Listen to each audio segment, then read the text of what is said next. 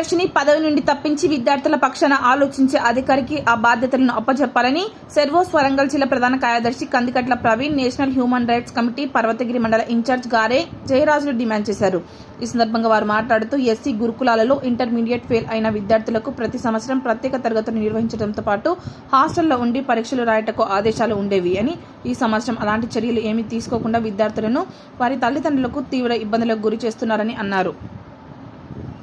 Exams రాసేటువంటి intermediate విద్యార్థులు ఎక్కడుండి exams రాస్తారని అనుకుంటున్నారు అనేది వారు సమాధానం చెప్పాల్సినటువంటి అవసరం ఉంది.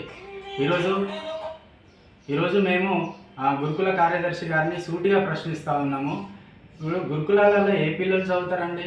మీలాంటి ఐఏఎస్ ఐపీఎస్ ఆఫీసర్ల పిల్లలు చదువుతారా?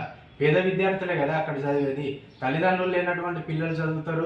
అదేవిధంగా తల్లిదండ్రులు ఎక్కడో దూర ప్రాంతంలో పనిచేస్తూ ఉంటే అమ్మమ్మ దగ్గరనో తాతయ్య దగ్గరనో వదిలివేయబడ్డ పేద పిల్లలే కదా అక్కడ చదివేది.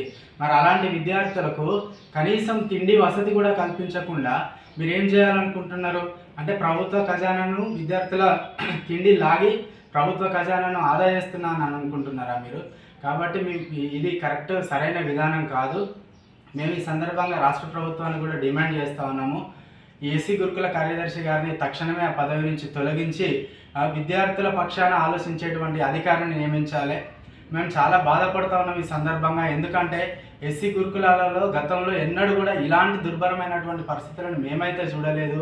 కాబట్టి ప్రభుత్వం కూడా వెంటనే స్పందించి విద్యార్థుల పక్షాన ఆలోచించేటువంటి అధికారిని గురుకులాల కార్యదర్శిగా నియమించాలని మేము ప్రధానంగా డిమాండ్ చేస్తాం.